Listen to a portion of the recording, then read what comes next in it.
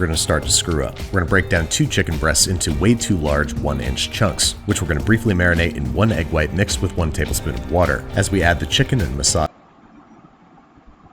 Guy, it's really hard to screw up the right thing. So if you have a little blunder, or you say maybe the wrong thing, or you don't show up in the perfect way, know this: the right relationship can overcome those blunders. And here's the cool thing: when you come from that mindset that it's hard to screw up the right thing, it helps you relax so you can be more yourself. And you honestly, right there, I was thinking, don't screw up. I'm literally terrified right now. I'm already struggling, and you can see I'm rushing.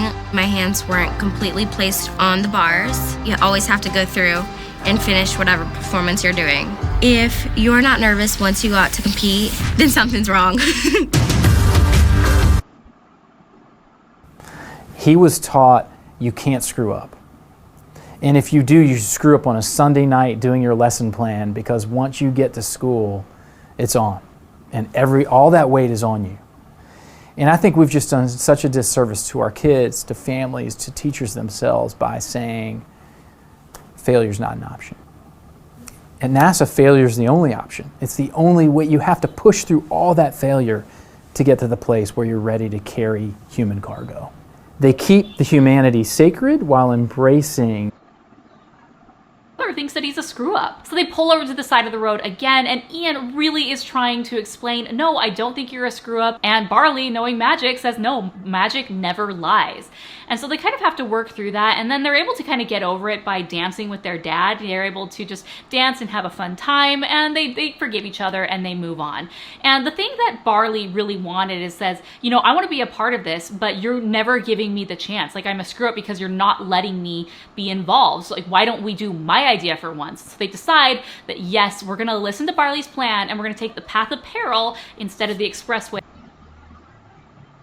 It's if they're making ordinary effort, okay, and they screw up, that's when you give an error. But if it's like some crazy thing that happened, you can't give errors to that. So. Yeah, I mean, even when they like fall over, but like. With my kids, where suddenly I screw up because I was absolutely not expecting that they could do something now that they can do. But that's a whole nother story. But no, that's adaptability to changing rhythms is definitely another thing that caregiving teaches you. That's right. But let's follow this thread. Hard. If you're putting yourself out there in some way, there are going to be times where you screw up or you don't succeed. Or there are times where you do everything right and you still don't succeed. But that's not just true of politics or running a non-for-profit. That's true. Some of you talked about being entrepreneurial. If you're for many years is, okay, you run some experiment and people screw up, but if we get the stakes high enough, then people will get it right. And another argument I would hear, often from the same person, would at minimum, right, we won't screw up as badly the next time we have to confront them. So that's kind of how I guess I've thought about that over time. One more question. Yes, right over here. So in your book, you give the example of I think it's NSA or CIA analyst. Carmen Medina, yeah. Yes, exactly. So can you talk about the difference between... Few things can screw up a company more than founder drama. And if we are fortunate enough the company grows beyond us, that I will step aside gracefully for the good of the mission. And don't be afraid to screw up. And don't worry so much about whether people like you. You know, I'm sure there's an entire fleet of people out there who can't stand me. And I know there is because, in fact, I hear from them on Twitter quite often. Especially some of those NRA folks, they love me. And I think that, you know, we don't hear enough, really, women's voices. And we don't role model enough, and we don't mentor that enough, I think. And so for all of you here as women who are in the tech industry, I think it's really incumbent on you too to be out there and to be talking about your experiences and to be getting other young women involved and to be defying those stereotypes. Because when I first started in this work, great. It's not until you completely screw up that you're a comedian. I've always said that. Until you eat it so hard and then wake up the next day and go, oh, the world didn't end. It didn't matter. And then you're free to do whatever you want. Discipline that I would really screw up her whole life by making the wrong move.